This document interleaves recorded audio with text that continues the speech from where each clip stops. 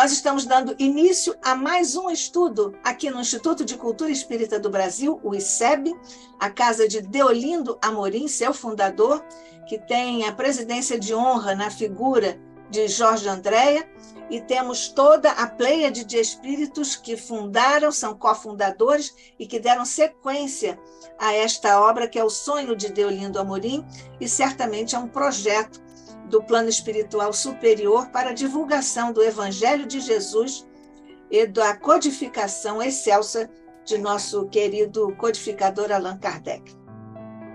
Rogando Jesus, neste instante, corações e mentes unidos em teu nome, aqui no ICEB, para agradecermos a bênção que temos recebido ao longo de tanto tempo, não só por sobre o ICEB, seus mentores, todos nós que aqui trabalhamos em ambos os planos de existência, mas também por sobre nossas trajetórias pessoais, nossos sonhos, nossos deveres, nossas preocupações, sempre iluminadas, Jesus, pela tua amorosidade, pelo teu carinho, pelo teu amor e pela tua resiliência.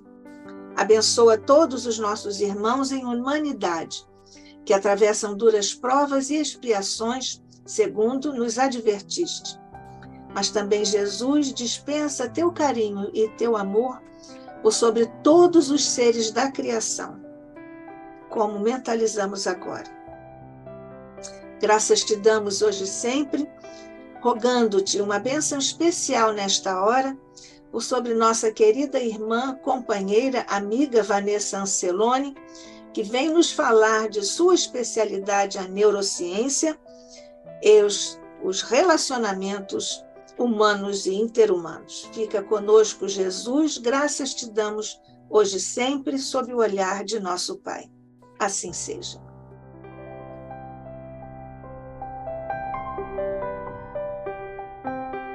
Então, recebendo mais uma vez, aqui no ICEB, a nossa querida Vanessa Anceloni, que nos tem trazido o fruto de suas reflexões e de sua especialidade nas pesquisas nessa área instigante, apaixonante e frutífera para a humanidade e também para as nossas reflexões sobre as conexões com o Evangelho e com a doutrina espírita.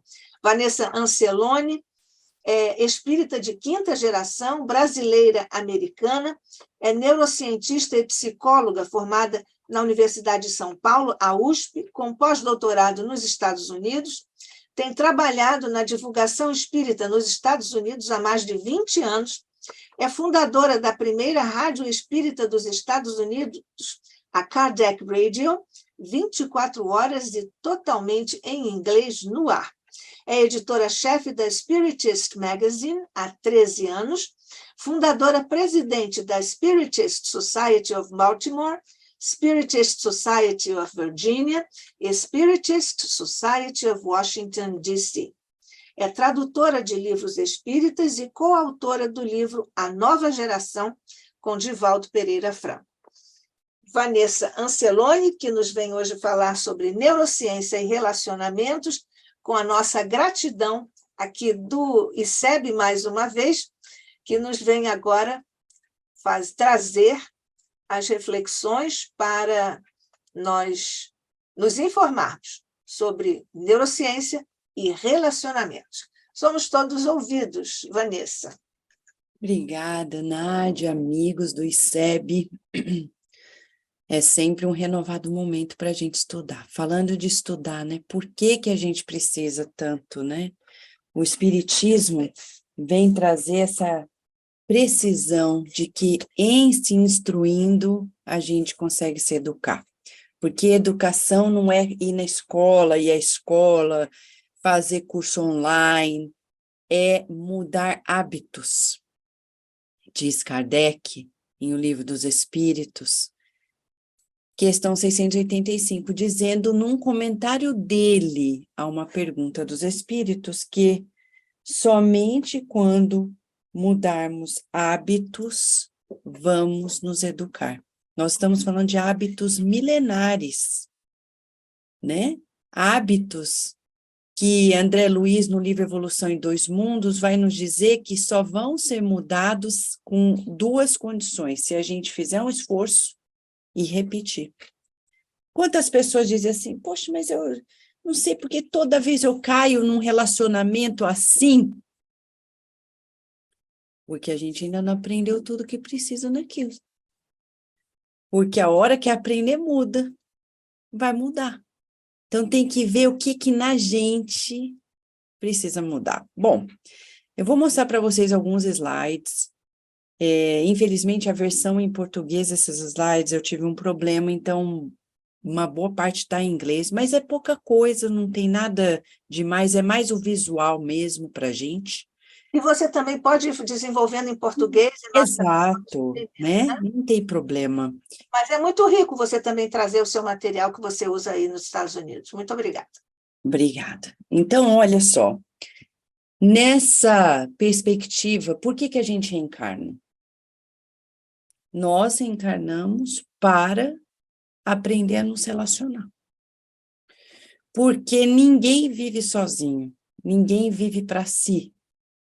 Ninguém. Quem está entrando nesse isolamento, porque na época do Covid foi necessário, agora não tem mais necessidade de se isolar.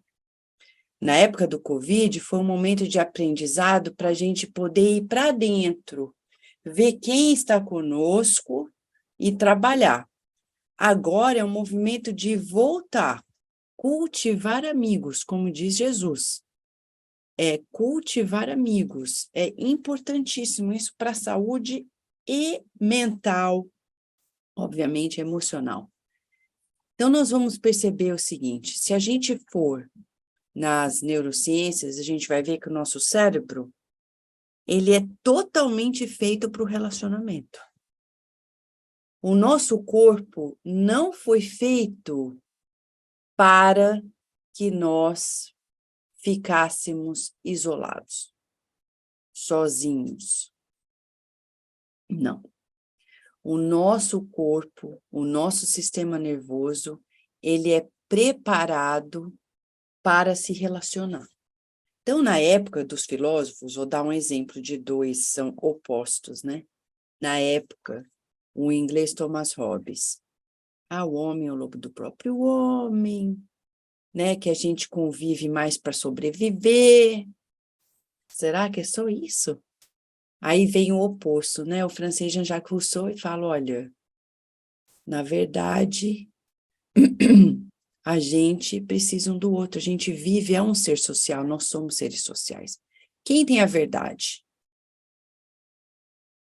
Óbvio que quem disse que nós somos seres sociais. Hoje, com a neurociência, a gente pode afirmar com certeza que temos uma biologia, uma neurobiologia que foi criada por Deus para que a gente interaja. Então, a primeira coisa que a gente vai fazer hoje, porque não adianta saber de tudo isso se a gente não pensar em si, pensar o que está acontecendo conosco, como Jesus disse a Nicodemos, lá no livro Boa Nova está o relato, por Humberto de Campos via Chico Xavier, no livro Boa Nova. Nicodemos chega e pergunta, nossa, eu estudo, estou buscando o reino de Deus, mas como é que é isso? Onde está? E Jesus fala assim, Nicodemos, você esqueceu de sentir a Escritura. Então, a gente não pode fazer que nem os fariseus na época de Nicodemos, mesmo aqueles melhores intencionados, que liam por ler, saber, acumular e isso, sem autorreflexão, porque a autorreflexão é que é o pulo do gato. Por isso que tem muita gente assim, eu sei, mas não faço. Por quê? Porque eu não estou fazendo autorreflexão. Eu não estou fazendo esse exercício de introspecção. Quem sou eu? Então, como é que eu estou? Fugindo dos relacionamentos? Porque tem gente que é igual um bichinho. Quando eu vejo um bichinho igual, reativo o tempo inteiro. Alguém fala, a pessoa reage. O outro deixa de fazer, a pessoa reage. Totalmente reativo. Muita gente na Terra ainda está nesse nível animal de relacionamento. Eu reajo, não estou agindo, não estou usando a razão humana para perceber a extensão. Gente, eu também cometo isso, todos nós, viu? Só que quando a gente vai percebendo, a gente vai conseguindo mudar. Vai falando, peraí, se fosse o meu homem velho dos condicionamentos milenares, a pessoa falou aquilo e ia fazer isso. Mas hoje, pensando melhor, exercitando a consciência crística, eu vou ver que realmente não vale a pena revidar. Não só em palavras e ações, mas revidar em pensamentos. São as batalhas mentais que André Luiz fala no livro Nos Domínios da Mediunidade, capítulo 20. Se a gente fica, ai, nossa, sabe quando alguém te fala alguma coisa, você não responde, vai para casa e fica assim, olha, eu deveria ter respondido isso, e fica rebobinando o diálogo, tá na batalha mental. Aí vai dormir, a batalha mental continua. E continua, e continua. Eu não tenho coragem de falar, não tenho coragem de fazer, mas estou ali naquele duelo. E a gente vai lá no livro do Evangelho segundo o Espiritismo, folheia. O duelo. Ah, isso não acontece mais hoje. Quem disse que não? Olha a mídia social, é duelo puro. Não se pode publicar nada que não venha alguém, pá. Não, não, não, que não sejamos nós. Que não sejamos nós, porque isso é duelo. Não tem a faca material, mas tem a faca da palavra.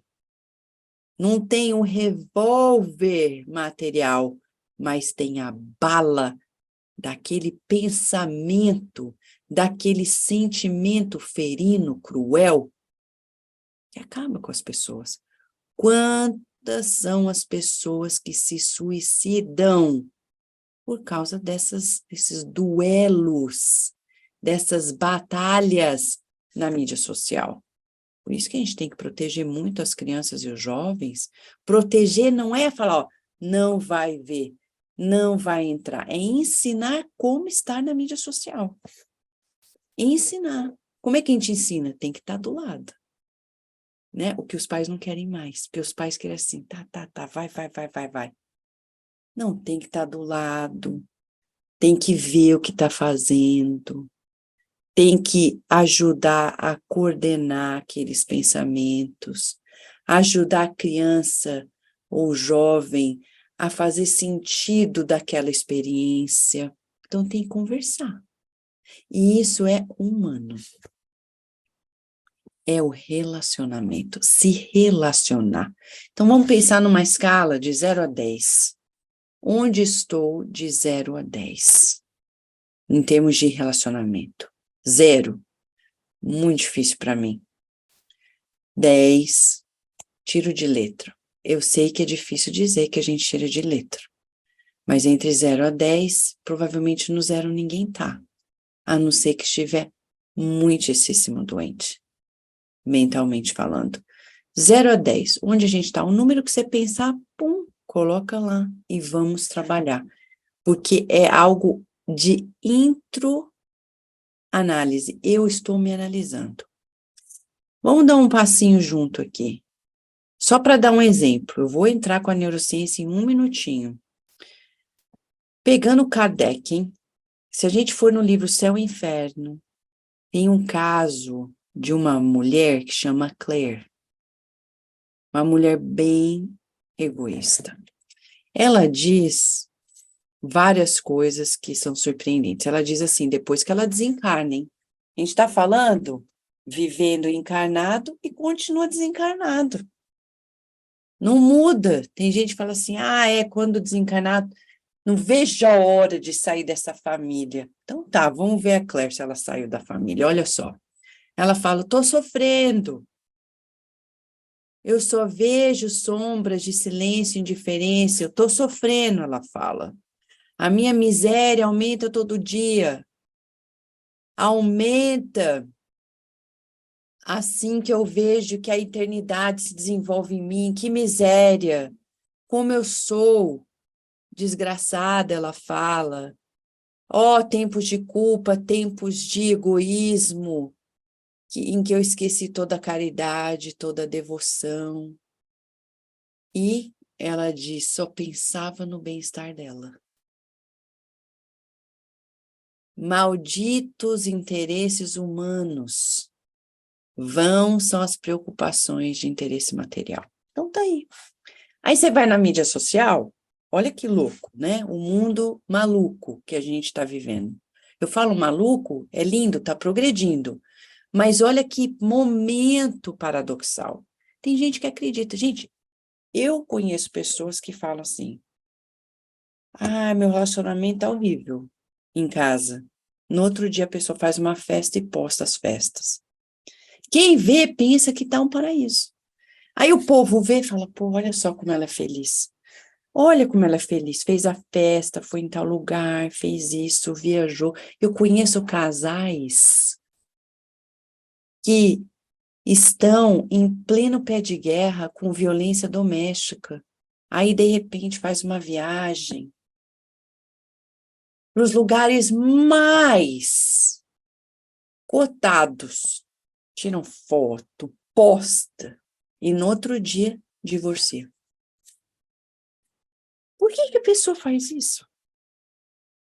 Olha a Claire aqui. É isso. É o ego. É aquilo que fala no Livro dos Espíritos, a pessoa cultivando o seu eu, o egoísmo. E o que acontece logo depois? Aí vem os espíritos amigos, através da explicação do espírito mentor da Sociedade de Estudos Espíritas de Paris, na época de Kardec, e diz o seguinte, olha o que ele fala. Esse cenário é completamente verdadeiro e não tem nenhum exagero no que ela está passando. Você pode perguntar o que essa mulher fez de tão mal? Ela cometeu algum crime horrível? Ela roubou? Ela matou alguém? Não. Ela não fez nada contra a justiça humana. Ué, então por que ela está sofrendo?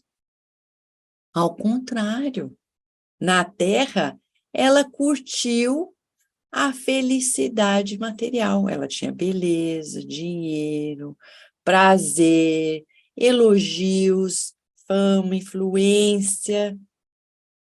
Tudo sorria para ela, não faltava nada para ela. E a gente está querendo viver essa vida. Olha como que a gente não sabe o que está pedindo. Eu quero isso, eu quero aquilo, e posta para todo mundo. Posta a família, tá todo mundo na terapia, mas eu tô postando que tá todo mundo lindo. Vendo ela, nós poderíamos dizer, diz São Luís, que mulher feliz, hein? Nossa, a gente poderia até invejá-la. Mas o que ela fez de errado? Ela ficou autocentrada. Então aqui é outra escala de autorreflexão. Quanto eu estou autocentrado? Acordo. Só quero fazer o que eu quero, na hora que eu quero, do jeito que eu quero. Aí eu brigo com todo mundo na família, me indisponho com as pessoas no trabalho, e porque eu só quero as coisas que eu quero, do jeito que eu quero, como eu quero. Eu estou preocupada com o chefe, o presidente do país, como se tudo isso definisse a minha vida. E não vejo que quem define a minha vida sou eu.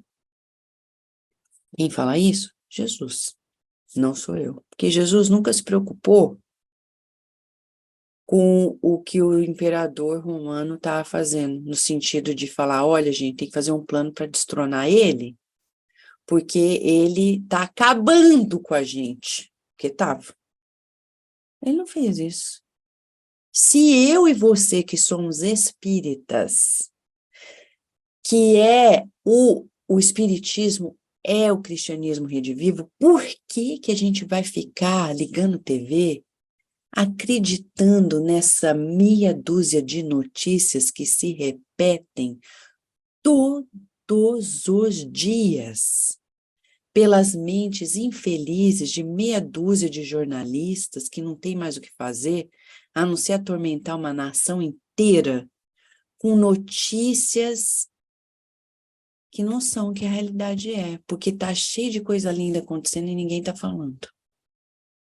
Mas a gente está focando o quê? Naquela meia dúzia de pessoas, naquela meia dúzia de coisas, e a gente acorda triste, desesperado, com raiva, se indispondo com os outros, por causa dessa meia dúzia de notícias, de meia dúzia de pessoas que estão sendo instrumentos de uma obsessão coletiva, onde a gente vai acreditar na negatividade de que está tudo acabando, está destruindo, e que o mundo... E não é nada disso.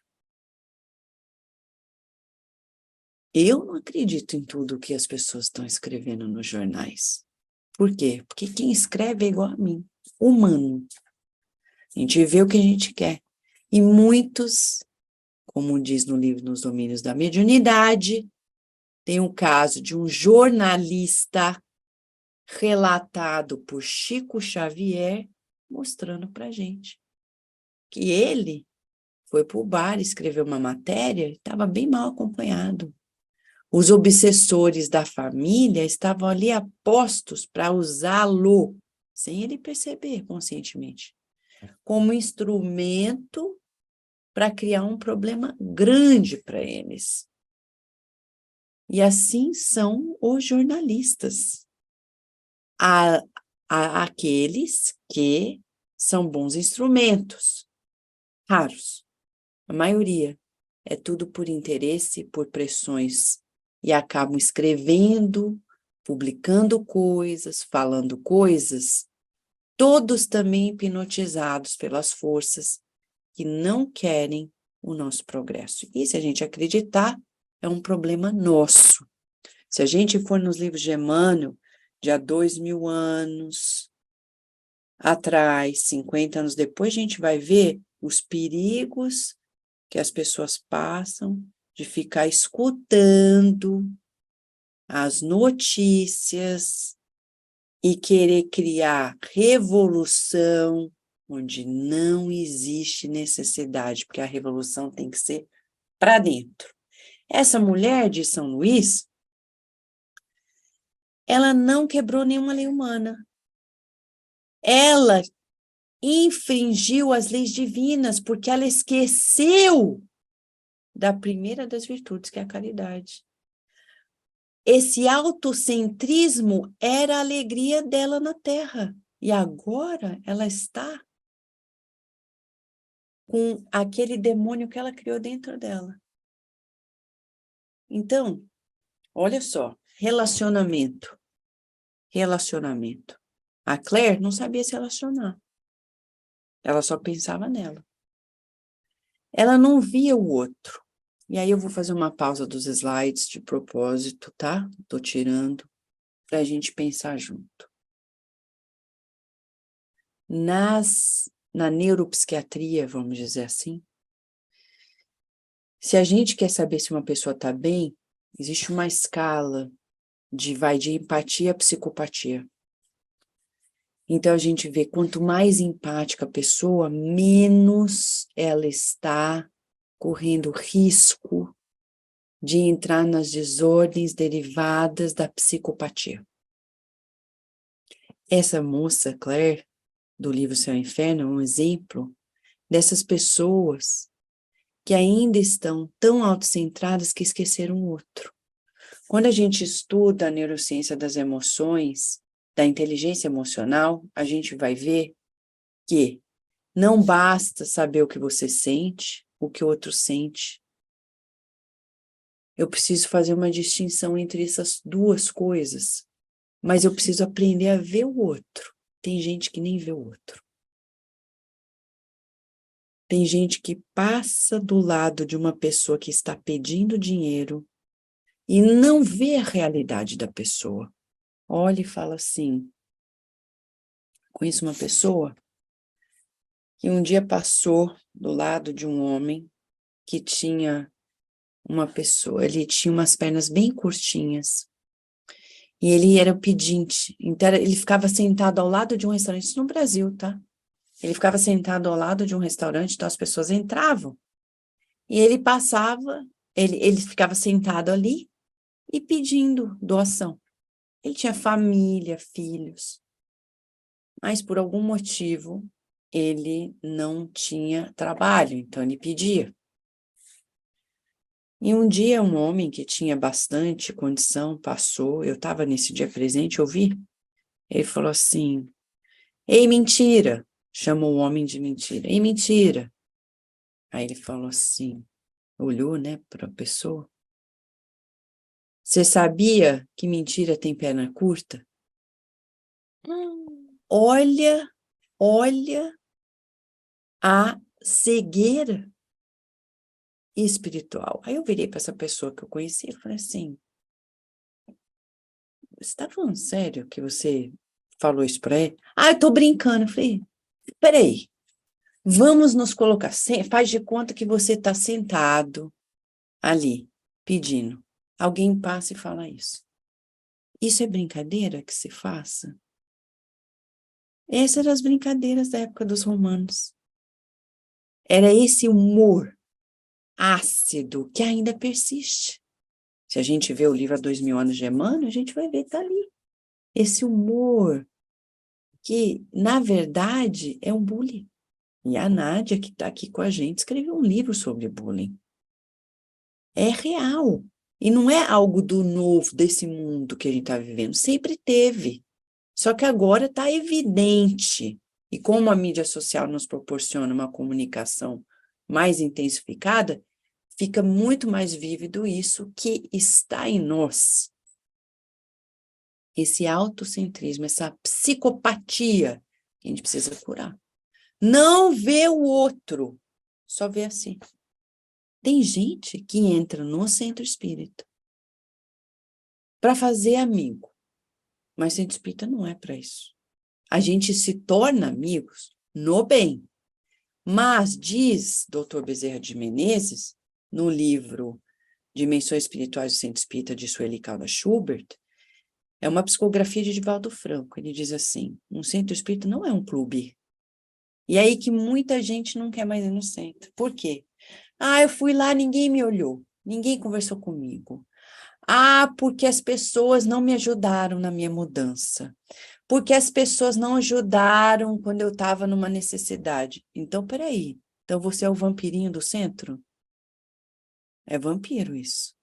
Você não paga nada. Você entra, você não ajuda ninguém, mas você quer que os outros te ajudem. Isso chama o quê? Autocentrismo. Mas a gente tem essa cultura, né? E eu falo isso, é muito da cultura brasileira, com todo o carinho que eu tenho ao Brasil, mas a gente precisa quebrar isso do paternalismo, de achar que o governo vai salvar a gente, que o centro espírita vai tirar a gente do buraco, que os outros têm que ajudar a gente. Isso é a cultura do paternalismo, que a gente precisa sair disso. É o autocentrismo. Eu chego, os outros têm que me ver, têm que me perceber. Não, não. Jesus veio e falou assim, a chave é servir. A chave é ver o outro. E aí que a gente volta na neurociência, tá? Eu vou recompartilhar aqui, porque a gente vai voltar vendo algumas coisas interessantes que vai ver que a gente é feito para se relacionar. Primeiro, as neurociências já descobriram que quem tem baixa autoestima, vamos dizer assim, eles dizem que a baixa autoestima diminui o cérebro. É um estudo de 2004, num jornal científico bastante respeitado, e ele diz para a gente que o cérebro das pessoas com baixa autoestima são 5 vezes menores do que os que se sentem bem consigo mesmos. Olha que coisa, gente. Então, cuidar da autoestima é saúde. Física, não é só emocional. Física. Você nós estamos afetando a nós mesmos. O que é essa baixa autoestima? É eu achar que os outros, né, sempre são mais privilegiados que nós, que tadinho de mim, que eu não mereço, eu não posso, eu não consigo. Ó, esse discurso é das trevas. 2 capítulos que são antídotos para isso. Vai no livro Jesus no Lar, capítulo 39 e capítulo 40. Um chama o poder das trevas e o outro, o adversário fatal. É o quê? Esse discurso das trevas que vem na nossa cabeça falando, tá vendo? Você tá ficando velho. Não tem nada pior. Eu tava falando ontem, no meu trabalho profissional, eu tava conversando com uma pessoa e dizendo assim, ainda bem que essa pessoa é espírita, então eu tava conversando com ela dizendo, que chato, quando as pessoas vão ficando mais velhas, os outros olham e falam assim, já vai morrer.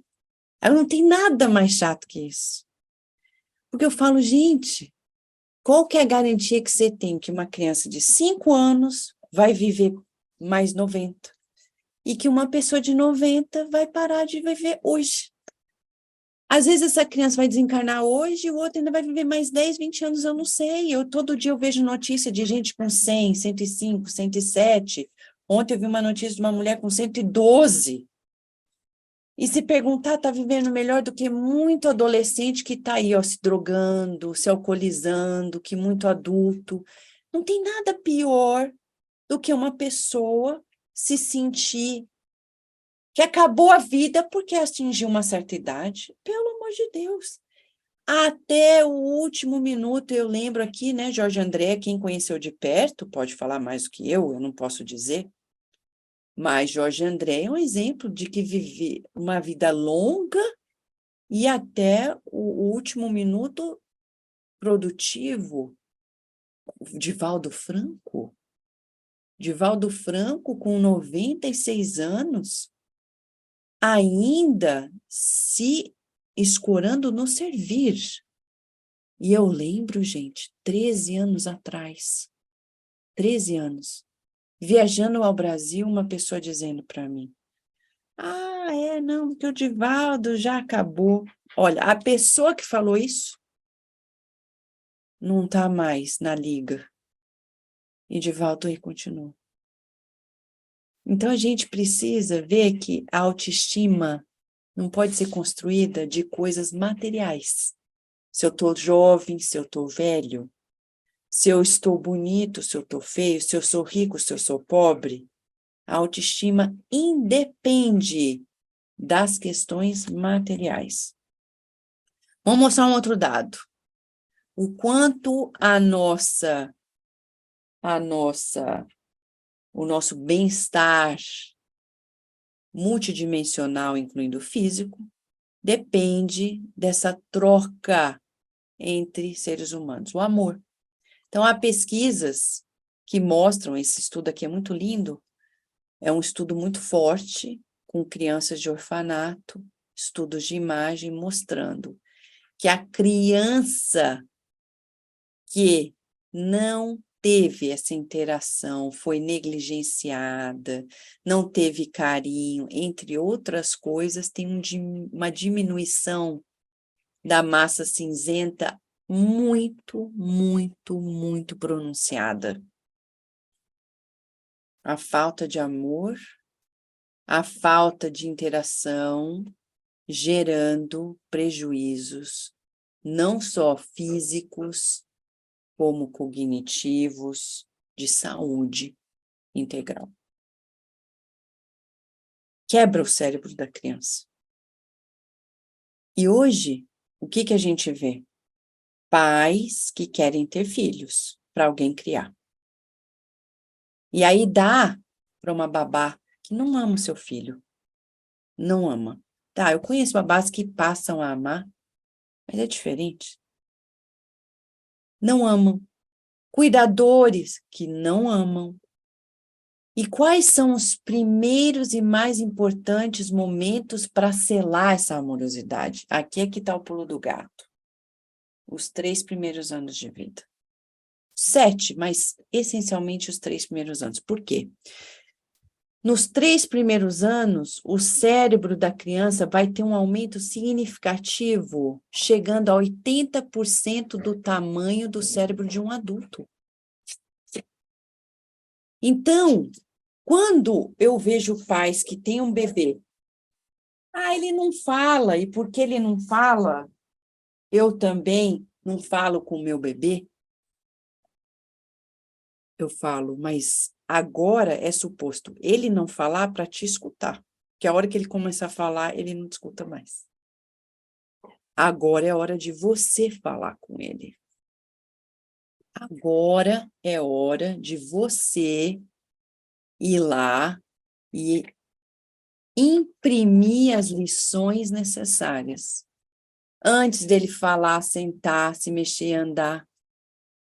Quanto mais ele está à sua mercê, mais campo para você colocar nessa cabecinha lições imortais que vão frutificar e vão contrapor a condicionamentos milenares. Porque quando o espírito vai crescendo numa reencarnação, ele vai se desenvolvendo, ele vai abrindo novos arquivos de vidas passadas. Se ele não tem uma infância pautada em ensinamentos renovados e renovadores, ele vai repetir os condicionamentos do passado. Olha o livro há 2000 anos de Emmanuel. Você vê a Aurélia, nasceu, ela tem vontade de brincar com a prima, mas a mãe discrimina porque a prima está doente. A mãe incita a competição com a prima. A mãe incita a competição para roubar o marido da prima. O final é trágico, porque a Aurélia passa a ser pior do que a mãe. Pior do que a mãe. Ela chega a matar a própria mãe. Então, você sabe aquele filme? A Fábrica de Chocolate, daquele Willy Wonka? É um exemplo disso, de como os pais criam os filhos. E depois eles mesmos passam a ser corresponsáveis pela desgraça dos filhos. Porque ensinaram a mentir, a roubar, a matar, a enganar, a manipular. E esquecem da sua missão. Então, o cérebro, olha aqui esse que a gente está olhando. Vocês estão vendo, né, Nádia? Só para ter Estou certeza. vendo. Isso. Eu estou acompanhando esse extreme neglect aqui com muita solidariedade. Estou lamentando muito esse destino que nós temos permitido que seja dado a tantas crianças. Exatamente. Então, a importância, né, Nádia? Outro dia eu estava visitando uma família que teve um bebê. Eu falei, gente, a importância, e como é bonito no movimento espírita, todas essas creches tão bem cuidadas e amorosas. Eu conheço algumas no Brasil, desde a Mansão do Caminho, a outra, Amélia Rodrigues, lá em São Paulo, em Santo André, e outras que criam esse espaço para essas crianças que não podem ser cuidadas pelos pais. Nesse caso, elas não podem, porque os pais não têm condição, têm que trabalhar. Mas aí vem esse movimento espírita e acolhe com tanto carinho, dando atenção, amor, não só o que as crianças precisam fisicamente, mas emocionalmente. Então, a gente vai pensar assim, por esse slide a gente já vê, somos feitos para amar, somos feitos para nos relacionar, tem 1000 provas disso. O sistema nervoso é feito para isso. Nós temos neurotransmissores que nos ajudam a criar essa conexão à oxitocina. Ocitocina ajuda a gente a essa conexão. Então, quando a mãe tem o bebê, quando o bebê vai mamar nela, libera esses neurotransmissores para ela sentir essa conexão. Aí a mãe não quer dar de mamar. Ai, não quero, tá louco. Eu dei de mamar para minha filha 2 anos e eu te falo, eu sei o que é acordar no meio da noite de 3 em 3 horas, dar de mamar porque minha filha não pegou mamadeira. O que é você ficar sem dormir? O que é você não poder fazer ABC coisas porque você tem que estar responsável? Tem mães que falam, porque eu quero voltar a beber, pô, não posso beber porque eu tenho que dar de mamar. Você vai se arrepender. Pode escrever, você vai se arrepender. Porque o dia que você ficar mais velho, você vai falar assim, meu Deus, que bobagem. Por causa de um copo. Obsessivo, né? Porque só leva obsessão. De bebida alcoólica, eu não cuidei. Podia ter ficado mais perto. Eu vejo mães que falam assim para mim, eu devia ter pegado mais no colo. Sim. E aqui eu vou falar algo da psicologia, que já junta com a neurociência do relacionamento. Tem tanta coisa para contar, que é a parte que fala do apego seguro. E no inglês a gente chama de secure attachment. É o quê? Tem um pediatra muito famoso aqui, que escreveu vários livros, e ele dizendo assim, tem que pegar o bebê no colo, sim. Chorou, pega. Isso não vai criar alguém mimado. Ao contrário, vai criar alguém que vai ter essa segurança interior para ser independente um dia. E a gente faz o inverso. Eu conheço pais aqui nos Estados Unidos, me mostraram, a gente foi na casa, eles construíram uma casa, e no quarto deles, do casal, eles falam assim, a gente aperta esse botão, nosso quarto fica todo fechado, tranca a porta, a gente tranca as portas das crianças, à noite, se elas chorarem, a gente nem vai escutar. Fizeram um isolamento acústico. Eu falei, mas e se eles estiverem precisando? Vai chorar até no dia seguinte, porque a gente não vai lá e nem vai deixar eles virem aqui. Então, para que você tem filho, né? Se você não quer cuidar, para dizer que tem. E a menina já estava tendo problemas emocionais, você já via. Óbvio. O apego seguro é formado assim. Toda vez que a criança, o bebê, principalmente o bebê, ele chora, tem uma necessidade, ele vê que o mundo o atende, isso não é mimar, isso cria aquele sentimento de segurança. Então, eu vejo muita gente adulta que está apavorada com a situação do mundo, fica apavorado com o governo. Pode escrever. A infância não teve esse acolhimento. E se tivesse tido, ia olhar e falar, tá tudo bem. Vai dar tudo certo. Olha Jesus. Eu sei que ele é um espírito puro, que já nasceu bem resolvido, mas a gente sabe que a mãe e o pai dele foram atentos. Uma mãe que está ali até o último dia daquele filho, sem interferir, sem atrapalhar, olha que mãe, hein? A Mãe Santíssima é a mãe, é um exemplo de mãe para gente. Ela está perto sem interferir, mas apoiando. Mas está. Sempre foi assim. Imagina se ela fosse dessas mães que, deixa pra lá, ele que se vira, seja independente, tem que chorar para se virar.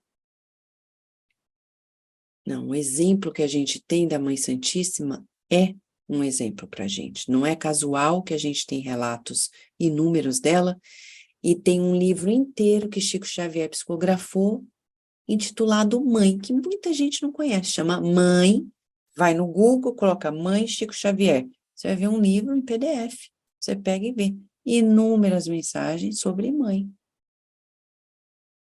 falando da missão da mãe, e obviamente reportando a mãe de todas as mães, a Mãe Santíssima, porque ela é um modelo para a gente vive de modelos, falando de modelo, aí é que tá. Nós nos interinfluenciamos porque temos um sistema que copia um ao outro. Olha a nossa responsabilidade perante o próximo. São os neurônios espelho. A ciência já mostra, desde o começo do século XXI, mostra para a gente, nós estamos mais de 20 anos já com essa ciência de que temos no cérebro todo um sistema, que não são só os neurônios espelhos, mas também, onde vendo o outro, a gente cria as conexões no nosso cérebro. A importância de prestar atenção que a gente está vendo. Tem gente que liga a TV e assiste coisa e fala, não, só estou vendo. Não, mas isso daí está entrando, está te treinando, isso aí está sendo o seu personal trainer. Esses personagens, eles estão entrando e você daqui a pouco vai falar igual a eles, fazer igual a eles. Olha o perigo, tem que escolher bem. Tem gente que fica assistindo coisa de matar. Seu cérebro está sendo populado com essa sabedoria, entre aspas, de matar. Dramas, traições. Aí eu estou populando, treinando o meu sistema nervoso para isso. E aí eu quero ser feliz, impossível. Aí no fim da vida, a gente vai ter doenças neurodegenerativas. Porque nós não estamos cultivando saúde. Estamos cultivando doenças. O prazer de ver filmes violentos nos reforça a própria violência. Por isso que a gente liga naquilo. Ah, mas eu só quero me entreter. Tem tantas coisas hoje em dia. Por que isso? Nós temos no sistema nervoso todos os recursos físicos para isso. E para coroar nosso estudo, essa é uma das partes mais lindas que mostra a doutora Elizabeth Blackburn, que ganhou um prêmio Nobel. Entre outras coisas, ela decifrou o DNA e percebeu que essa pontinha vermelhinha que vocês estão vendo do DNA, que é a ponta do DNA, os telômeros, eles têm uma correlação com a potencialidade do relacionamento. Então, primeiro, o estresse reduz esses telômeros, tá? Então, o estresse vai mudar muita coisa na gente. Tem gente que fala assim, é do gene, é da minha família. Não, mas depende de como você lida com as coisas. Não é porque eles tiveram essa doença que você vai ter. Somente se você caminhar na mesma direção. E a compaixão protege os telômeros. Então, a gente tem no nosso sistema tudo que a gente precisa para ter um relacionamento feliz com as pessoas.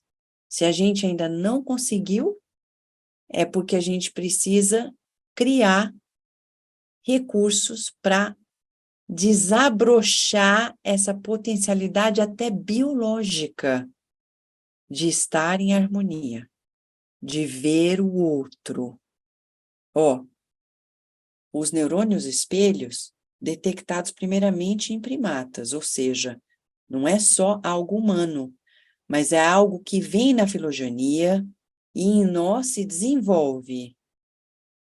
Vendo o outro, eu aprendo, eu evoluo, sentindo pelo outro compaixão, sentindo o outro pelo outro empatia, compaixão, eu tenho em mim, eu crio em mim vamos dizer assim, uma fortaleza física que protege os nossos DNAs.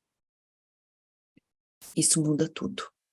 Vale a pena investir nos relacionamentos? Sim. Vale a pena investir em nos autoconhecermos? Sim. Aí vem a grande pergunta, nessa questão, né? E o que fazer com as doenças, essas doenças que nós temos vivido, que afetam os relacionamentos, né? Tem muitos livros, o Dr. Daniel Siegel é um dos líderes nessa área das questões das emoções nos Estados Unidos e no mundo, e tem um livro recente que chama aqui, ó, The Healing Power of Emotion, mostrando pra gente como que trabalhar essas nossas emoções podem nos ajudar a viver melhor, para que a gente cultive sentimentos felizes, sentimentos que vão gerar relacionamentos saudáveis. Então, das emoções tormentosas, sair para que a gente adentre, inevitavelmente, os conflitos, né? Uma vez que a gente encontra a verdade, o conflito se estabelece. Eu tenho aprendido isso muito no curso do Ser Espiritual com Célia Regina Jorge de Ribeirão Preto. E ela diz assim: a consciência emite um influxo ao campo da anterioridade, onde um tormento está sendo desalojado para a renovação do quadro da memória. Olha isso. Então, quando eu vou tentar trabalhar essas emoções perturbadoras, muitas vezes com a ajuda no centro espírita, no atendimento fraterno, tratamento espiritual, no atendimento psicoterápico, eu vou trabalhando e esse encontro com a verdade que o Espiritismo nos traz vai fazer com que a gente transforme esses núcleos que a priori vão perpassar pelo natural conflito existencial, aqueles conflitos interiores, para que a gente possa se libertar. E se libertando, transformar todas essas memórias que a gente imprintou no nosso sistema. Vamos falar só um pouquinho aqui de memória e relacionamento? Eu sei que é um assunto super vasto, eu vou pausar aqui o slide. É mais um tópico que um dia a gente pode estudar, a questão da memória. Você vê como que é importante. Tudo aquilo que a gente pensa, sente, fala e faz, fica registrado no campo mental, perispiritual. Capítulo 2 do livro Evolução em Dois Mundos. Então, a gente tem que aprender a guardar memórias, a arquivar. Porque tem gente que é assim, mas o outro fez isso para mim, tá lá guardado. Não, não, não, volta lá. Esse seu arquivo, vamos fazer de conta que é uma folhinha de papel. Você vai arquivar, tá? Vai arquivar.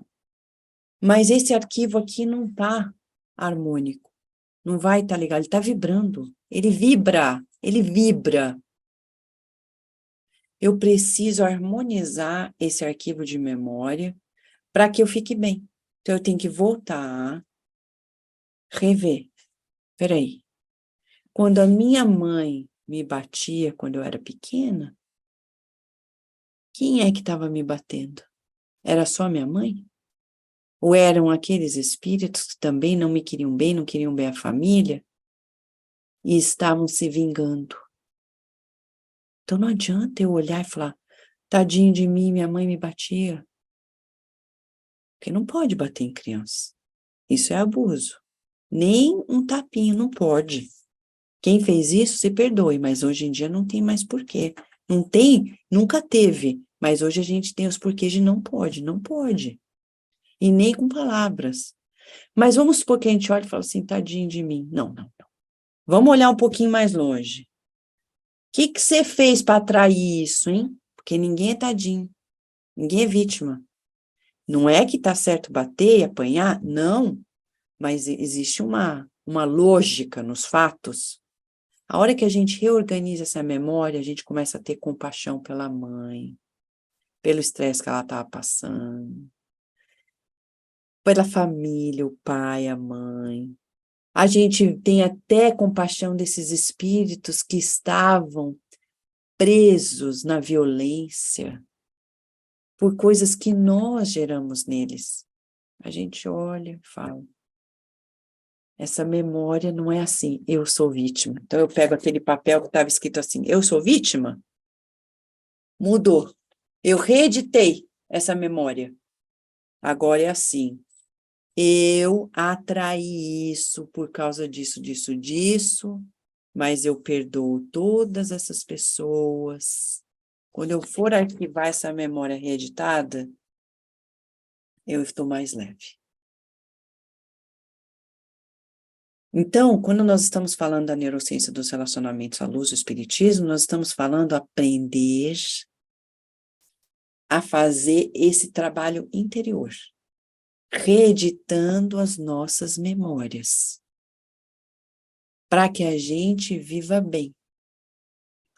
Tem que aprender a fazer isso, senão a gente vai envelhecendo e vai acumulando tantas memórias infelizes que dependem da nossa interpretação, gerando em nós distúrbios que sabe lá Deus se só uma próxima reencarnação vai ajudar. E ao invés da gente se preparar para desencarnar bem e reencarnar melhor, a gente está colocando tudo debaixo do tapete e vai desencarnar não só muito perturbado, como potencialmente sendo instrumento para perturbar os outros, e reencarnando cheio de problema. Aí que a gente está vendo essas crianças reencarnando hoje. Cheio de problema. Por quê? Porque não souberam fazer isso. A gente agora tem que ajudar. Vamos trabalhar essas memórias das violências, das agressividades emitidas e recebidas, para que dentro de nós, no nosso coração, a empatia, a compaixão, a amorosidade aumentem. Que no fim do dia, se a gente for aqui, eu tenho milhões de slides, mas eu não vou mostrar mais. Mas pode mostrar. Dá tempo ainda? Sim, pode mostrar, estamos querendo. Então tá bom, vou mostrar mais um pouquinho. O Kardec, no Livro dos Espíritos, questão 938, diz sobre relacionamentos. A natureza dá aos seres humanos a necessidade de amar e ser amado. Está no Livro dos Espíritos. E as pessoas nem percebem. E fala mais. Deus, questão 766, Deus dá aos seres humanos, fez os seres humanos para viver em sociedade. Ok, então vamos lá. Aí vem o livro Vida e Sexo de Emmanuel, no capítulo 2, e fala assim, ó, por isso que a gente precisa da família, para se educar e se regenerar. Então, onde eu começo a trabalhar relacionamento? Óbvio que é na família. Um bebê nasce, gente, ó, o bebê nasceu, você está entrando num curso de renúncia. Se não quiser, então não é para ter filho. Porque dali para frente a marcha chama renúncia. É um curso de doutorado em renúncia. Tá? Quem quiser ter um doutorado em renúncia, basta ser pai e mãe, principalmente mãe. Porque vai renunciar ao próprio corpo, vai renunciar ao seu tempo, vai renunciar a si mesmo, até a hora de comer, tudo. Não é que a gente vai se esquecer, mas vai aprender a renunciar. E eu tenho que dizer para vocês, a gente tem que orar muito pelas celebridades. Porque outro dia eu vi um vídeo da moça Luana Piovani falando o quanto que a maternidade acaba com a mãe. E eu vi os comentários das pessoas. Ah, tá certa. Ser mãe é muito difícil, é muito isso. Não, não tá ajudando a falar isso. Ser mãe é difícil para quem quer ficar autocentrado. É muito difícil. Se eu quiser só pensar em mim, ser mãe é uma desgraça. Porque você não vai mais pensar em você. Você passou uma cesárea, para quem passou uma cesárea, e já tem o bebê ali para mamar em você.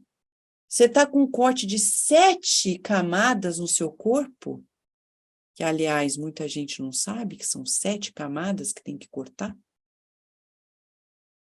está se curando e você tem que dar de mamar para o bebê.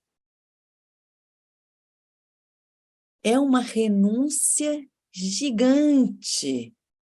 Mas Deus sabe o que faz? Será que Deus errou quando falou a mulher vai ser mãe? E deu para ela toda a biologia dela para ser mãe?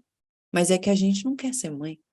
A gente quer ser bicho, fêmea. A gente quer ser fêmea. A gente não quer ser divino. E aí dá nisso. Mas é na família que a gente se educa. Eu confesso a vocês, eu fui mãe com 41 anos de idade, eu tinha tantos trabalhos que não dava, quando eu pensei, nossa, graças a Deus, Deus me proporcionou a oportunidade, a mim e ao Carlos, a gente teve a Virgínia.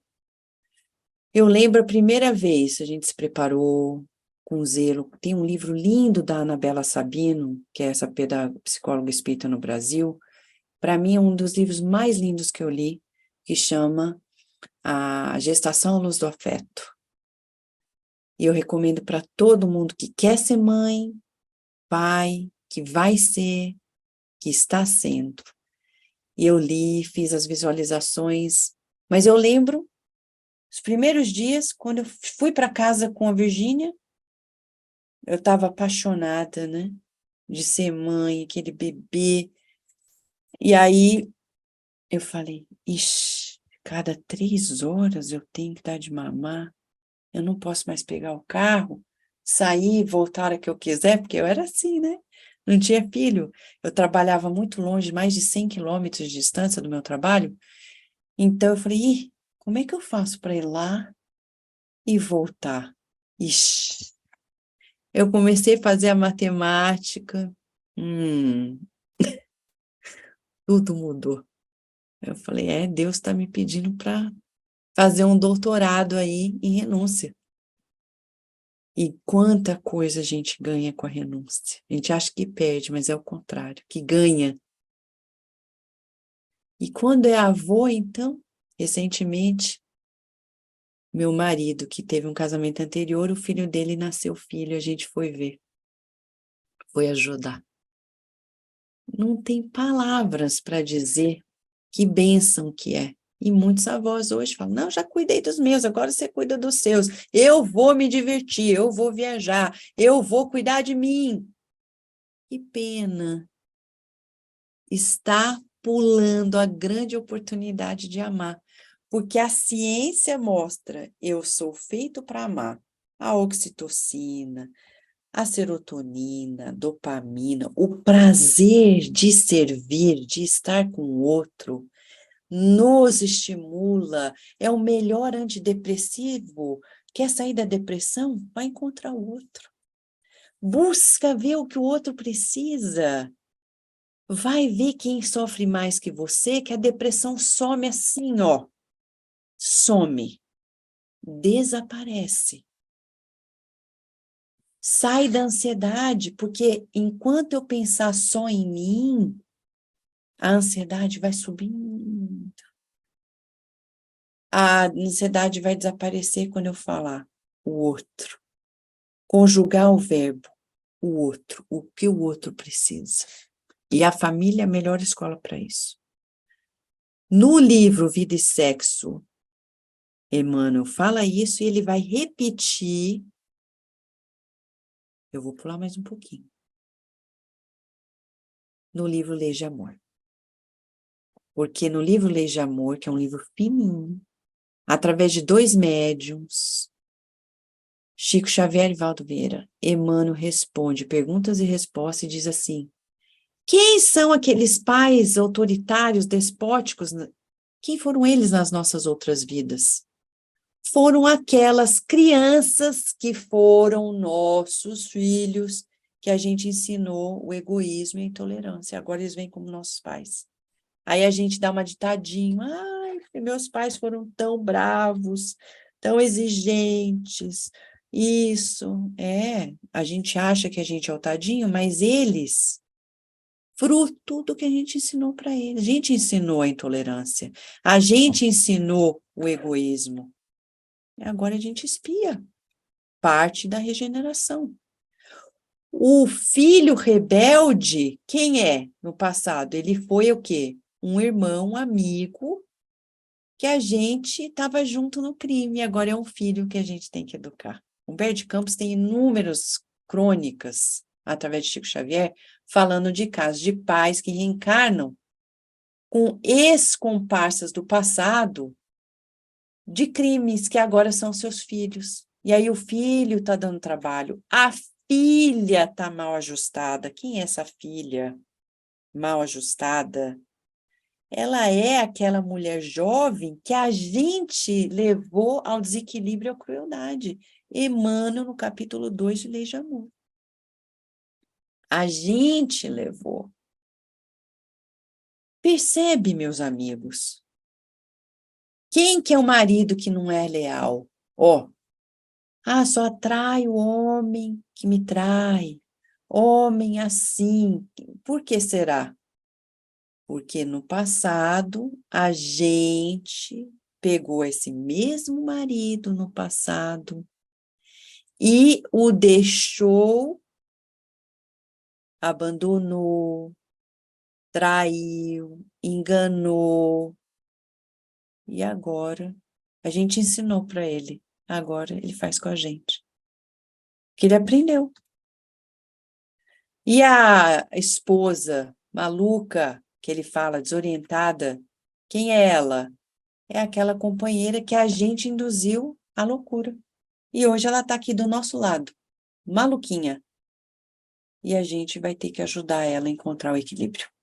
Mas também na família tem aqueles parentes, sempre tem, pelo menos um que é amoroso, carinhoso, compassivo. Eles são amigos de outros tempos, que vão nos dar essa segurança, essa compreensão. Às vezes não são os pais, são os tios, avós, primos, um cuidador, uma cuidadora, um pai adotivo, uma mãe adotiva. Nós estamos falando isso porque, gente, olha, fica claro, nós, criados por Deus para conviver. Na ciência de conviver, qual que é a direção que a gente nunca vai errar? É a regra áurea, fazer para o outro que a gente quer receber. Se você fosse esse bebezinho que nasceu, como você gostaria que você fosse criado? Você gostaria que a sua mãe e seu pai pensassem: ai, não aguento mais, eu quero viajar e não ter que me preocupar? Não. Se você fosse essa irmã ou esse irmão, como você gostaria que esse irmão visse você, fizesse para você? Tá vendo quanta coisa a gente tem para fazer? A nossa cura tá aí. Para a gente se curar, tem que se relacionar. Não é ir lá no psiquiatra, pegar o antidepressivo, o ansiolítico, ficar tomando. Ai, Deus, por favor. Não, é olhar os relacionamentos e consertar. Pensar no outro, abrir campo para sair do nosso autocentrismo, como a Claire, que a gente viu no começo, porque ficar pensando só em si não leva ninguém à felicidade. A felicidade vem das escolhas que nós fazemos. Lembra dos estudos da doutora Sônia Lyubomirsky, lá da Universidade da Califórnia. Ela mostra que a nossa felicidade não é dependente de genes puramente, é das nossas escolhas. Se a gente escolher pensar no outro, ajudar o próximo, trazer alegria para o próximo, a gente vai encontrar felicidade também. Eu vou parar por aqui para a gente poder, se precisar ter alguma pergunta e comentário, né, Nádia? Temos aqui uma observação que é do Carlos, que nos passou para você o link, não é isso? Isso, da palestra anterior, que era a Neurociência da Alegria de Viver. Isso, que, aliás, foi muitíssimo elogiada. Minha sobrinha também ficou muito encantada com essa palestra. E com você, porque ela já conhece você. Mas foi muito elogiada essa sua palestra por todos.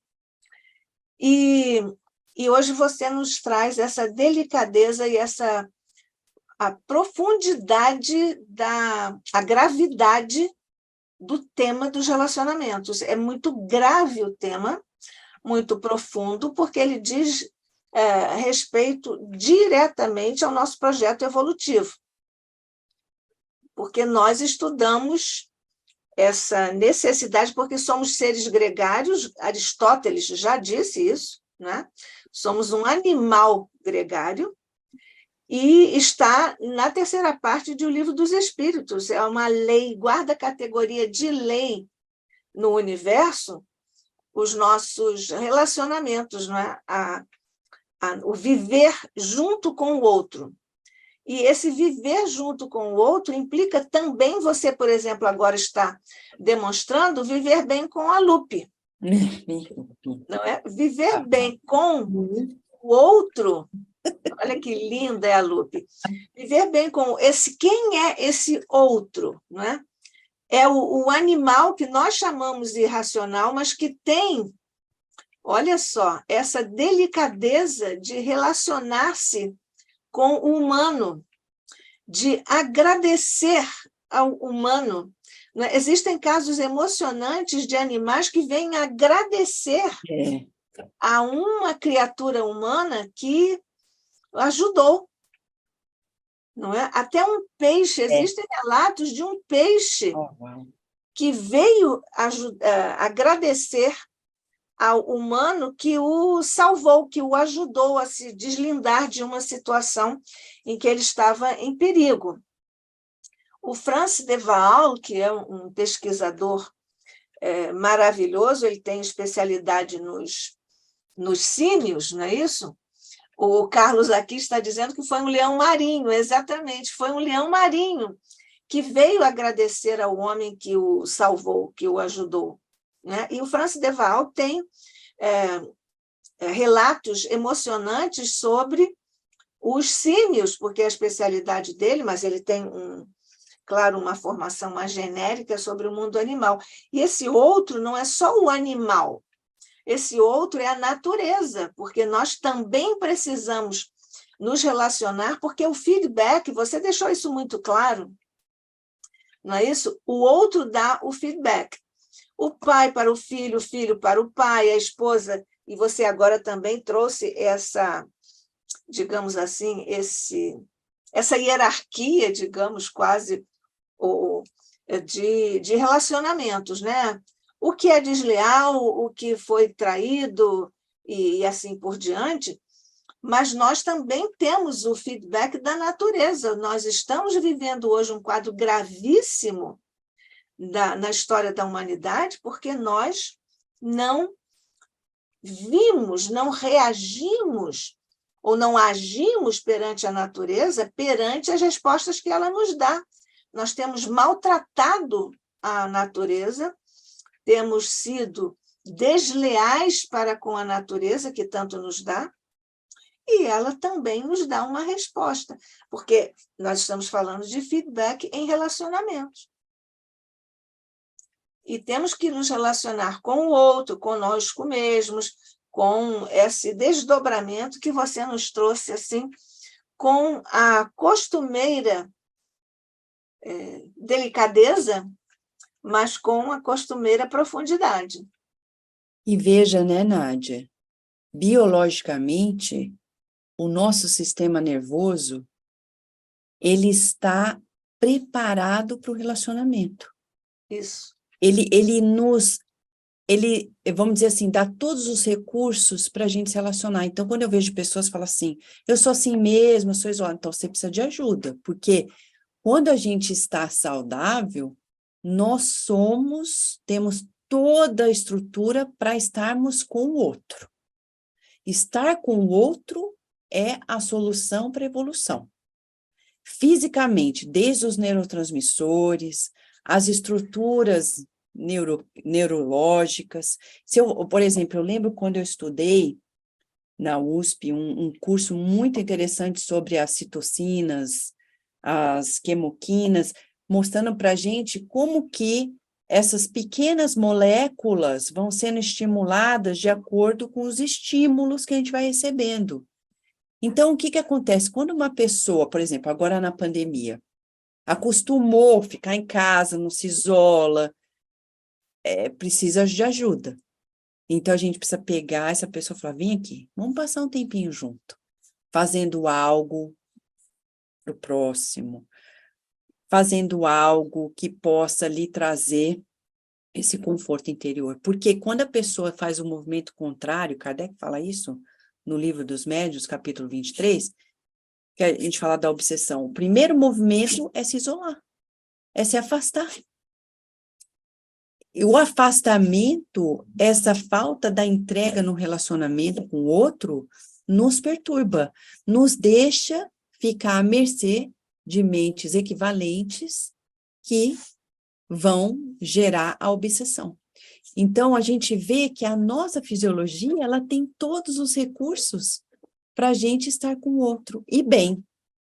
Só que a gente precisa aprender a como estar com o outro bem. Então, treinar para não ficar reagindo, porque, ó, o animalzinho, ele reage. A gente precisa aprender, não reagir. 2, ver o outro, né? Agora, por exemplo, a Lupinha tá assim, eu quero ir lá fora, eu já sei o que ela quer. Ela quer que leve lá fora, no jardim, que ela quer ver os esquilinhos, ela quer ver os passarinhos, ela tá me pedindo, né? Ela está movimentando ali a cauda, né? Tá? Isso, ela tá aqui, ó, pedindo. Eu entendo. Ela tá vendo ela. Mas quando a gente chega no humano, eu não posso mais ficar com o outro esperando que o outro me dê alguma coisa. Eu preciso fazer algo para ver o que o outro precisa. E só Jesus veio nos trazer isso, apesar de que as neurociências já mostram que a direção é essa, é ir ao encontro do outro, é amar, porque tudo isso traz saúde física e mental, obviamente espiritual também. Esse ponto é uma aprendizagem tão profunda e importante, né, Vanessa? Aprender a não reagir. Uhum. E isso está também... Existe uma expectativa do nosso sistema nervoso para que ele cumpra a sua finalidade, que nós não estejamos no modo reagir. Então, aí é que tá. A reação, ela vem do quê? Do sistema autonômico, simpático. Então, eu vou ativo, porque é defesa, né? De preservação. Ok. Então, eu tô alerta, o outro falou, eu preciso reagir, porque é uma maneira de me defender. Só que isso tudo é conjugado por áreas, vamos dizer, em palavras do André Luiz, nos livros dele, do cérebro reptiliano. Só que nós, humanos, uma coisa é a Lupe, se eu falar alguma coisa para ela, ela vai reagir. Isso é ok para ela, que é animal. Agora, eu humano, eu tenho estruturas acima disso, que são o córtex, principalmente o pré-frontal, que eu tenho que estimular para discernir. Peraí, se a pessoa falou isso, fez aquilo, e eu fizer isso, o que pode acontecer? E a gente que é espírita vê as consequências bem mais longe na imortalidade. Então, eu começo a domar. É como se eu pegasse um cavalo selvagem e começasse a domesticar esse cavalo. Falando de animais, né? Então, leva tempo, é trabalhoso, exige autoobservação, mas sem isso a gente não evolui. Então, vou dar um exemplo. Naquela série de Jesus, porque Jesus é o nosso modelo, né? E as neurociências já mostram que é importante você ter um modelo para que você cultive esse cérebro para os próximos passos. Então, por exemplo, ele é nosso modelo.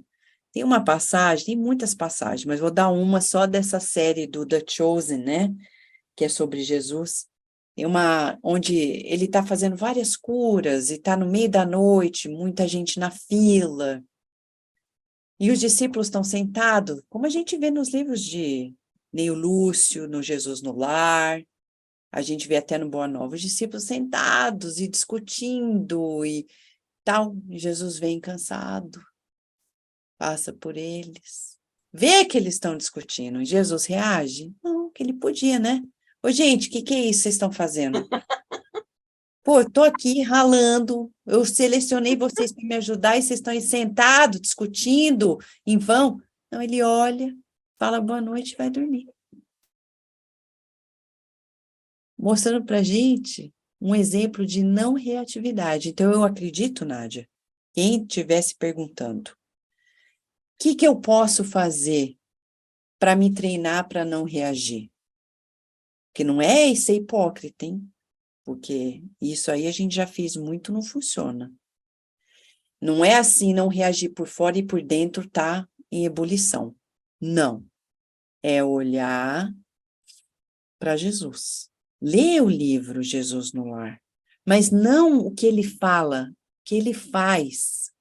Pega o livro Boa Nova, estuda a linguagem emocional, corporal de Jesus e você vai ver que a gente ali, só de olhar o que ele está fazendo, já fala assim, é assim. Porque tem fases, por exemplo, a pausa, tão poderosa, né?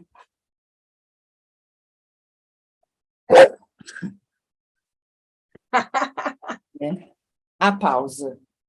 A pausa é tão interessante, porque Jesus faz a pausa. Ele faz a pausa. Ele pega, as pessoas estão perguntando, estão falando, e aí Humberto de Campos fala que ele ficou minutos longos, sem falar nada. E a gente acha que é bonito alguém falar, e a gente, antes da pessoa acabar de falar, a gente já está falando. Não, isso aí não é bonito. Que é igual a Lupe, a gente está falando, ela está falando em cima. Mas para a Lupe a gente entende. Para a gente não pertence mais. Então, acho que ler esses livros com esse olhar de visualizar Jesus na sua linguagem emocional, corporal, vai ajudar a gente a se treinar, a sair da reatividade e dar mais qualidade nos relacionamentos. Eu vou ficar silente agora um pouco. Não. Eu só anunciei que eu ia ficar, mas não fiquei. É o padrão reativo mesmo que nós temos nas nossas relações. Mas eu tenho aqui como uma desculpa que nós estamos numa live e não podemos deixar tanto tempo assim, mas será muito bem-vindo. Eu prometo que na próxima live eu vou ficar mais tempo silente. Não, você não, Nádia, você tem que falar. A gente está falando no dia a dia, né? As pessoas realmente, elas, até no trabalho, eu vejo isso muito no trabalho, né? As pessoas têm essa necessidade, acham bonito. E aqui também, nos Estados Unidos, é muito reforçado. Ainda se acha lindo isso.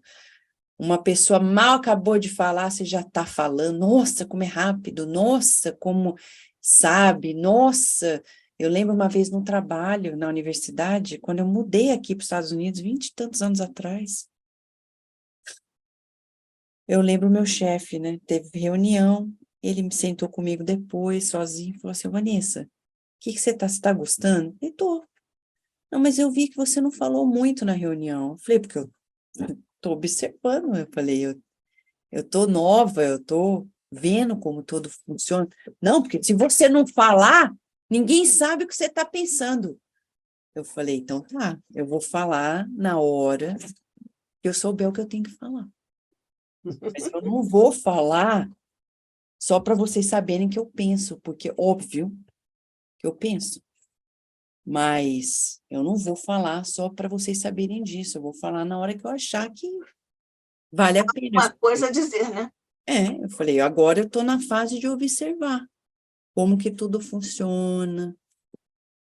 Você sabe que eu fiz isso recentemente em uma reunião. Olha ela, quero ir, quero sair. Olha. Recentemente, eu estava numa reunião e todos os companheiros falaram, e várias pessoas disseram assim, Nádia, fala. Eu digo, depois. Nádia, fala. Depois de muito tempo, muitas perguntas desse tipo, eu disse assim, olha, eu estou aqui seguindo orientação dos nossos mentores, 2 ouvidos e 1 boca, então eu estou aqui. Então, disse isso. Depois, no final, claro, eu troquei outras ideias, mas naquele momento, todos estavam falando e eu percebia que era mais uma liberação catártica sobre os temas, porque era uma reunião de trabalho e as pessoas na Casa Espírita, né? Depois da pandemia, há uma certa necessidade de liberar catarticamente uma série de questões, inclusive na Casa Espírita, no trabalho da Casa Espírita, e eu fiquei lá também assim, 2 e 1. Tá certo. A vivendo e aprendendo, né, Nádia? Sempre, sempre, né? Nós estávamos lá também aprendendo. Apesar de nós todos nos conhecermos, nós vamos sempre aprendendo uns com os outros, e 2 outros para conosco, e 2 outros para consigo mesmos, principalmente depois de uma fase, uma lição tão profunda que foi o período pandêmico, que ainda não acabou e que ainda nos está dando lições. Uma delas é, atenção, eu ainda não fui embora.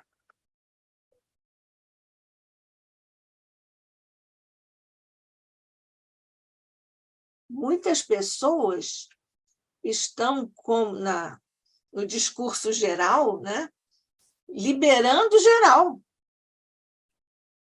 mas não fizeram uma leitura, inclusive, que a ciência nos pede para fazer, porque, é claro, ela já amenizou, graças também a grandes esforços científicos, mas ela ainda não acabou, ela ainda está dizendo que ainda está aí, né? Então, também a nossa relação com esse outro também é a pandemia. Ainda há pouco eu listei assim, alguns outros, eu vou incluir agora a pandemia, que é um outro. Exato. Com o qual nós estamos nos relacionando, ainda solicitados a nos relacionar. Né? Então, estou vendo aí que a sua relação com a Lupe está subindo de nível, de necessidade da Lupe. Então, vou agradecer. Se você tiver mais alguma coisa para acrescentar, sempre muito bom ouvir você. Eu queria só reforçar, como diz André Luiz, né, no livro A Vida Continua, está lá quando Ernesto faz a menção de que nós somos um ser tríplice, que nós somos espíritos, temos um corpo espiritual e um corpo físico, que nessa ciência dos relacionamentos a gente se relaciona multidimensionalmente. Então, começa pela mente, vibrações, sentimentos, pensamentos, palavras e ações são, vamos dizer assim, consequência desse primeiro estágio. Então, é importante a gente cultivar de dentro para fora os relacionamentos, né? De dentro para fora, se organizar por dentro e saber que não basta tomar um remédio para estar bem. Eu preciso fazer esse trabalho interior junto com o remédio para trabalhar esse aspecto tríplice meu, que eu sou, que eu estou, enquanto encarnado. Para que a gente encontre a cura, porque senão a gente vai reencarnar milhões de vezes mais para aprender o que a gente está querendo escapar. Não vale a pena escapar. Vale a pena ter a coragem de viver, de aprender, de amar, de servir. Obrigada, Vanessa Ancelone, mais uma vez, pela sua presença aqui no ICEB, com essa delicadeza e profundidade do que você nos traz, não só do que você tem como sua aquisição no plano cognitivo, mas principalmente da sua experiência como ser e como espírita, porque é muito também profundo e profícuo nós termos a visão que você nos traz da ciência, com o seu trabalho como professora, como divulgadora da neurociência, ligada, exemplificada nos postulados espíritas e do Evangelho de Jesus.